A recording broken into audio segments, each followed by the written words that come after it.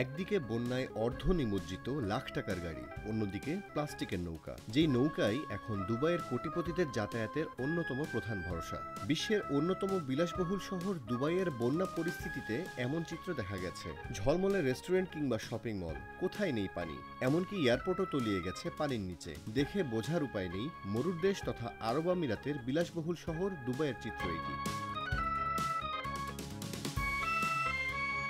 সাধারণত আরব আমিরাতে খুব কম বৃষ্টিপাত হয়, অথচ বাসাবাড়ি, ব্যবসা ও শিক্ষা প্রতিষ্ঠান চারিদিকে এখন পানি থই থই হয়ে আছে।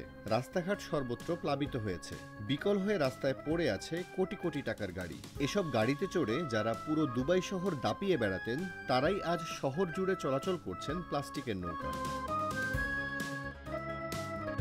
৭৫ বছরের ইতিহাসে গত ১৬ এপ্রিল সর্বাধিক বৃষ্টি হয়েছে আমিরাতে। মাত্র একদিনে হয়ে গেছে এত প্রবল বৃষ্টি, যা কিনা সাধারণত ২ বছরে হয়। সংযুক্ত আরব আমিরাতের প্রতিবেশী দেশ বাহরাইন ও ওমানেও হয়েছে প্রবল বর্ষণ, যার ফলে সেখানেও দেখা দিয়েছে বন্যা। আরব উপদ্বীপের শুষ্ক দেশ সংযুক্ত আরব আমিরাতে বৃষ্টিপাত অস্বাভাবিক, তবে শীতের মৌসুমে পর্যায়ক্রমে বৃষ্টি দেখা যায়। নিয়মিত বৃষ্টিপাত না হওয়ায় বেশিরভাগ রাস্তায় পানি নিষ্কাশনের পর্যাপ্ত ব্যবস্থা নেই, এর কারণে বন্যা দেখা দেয়।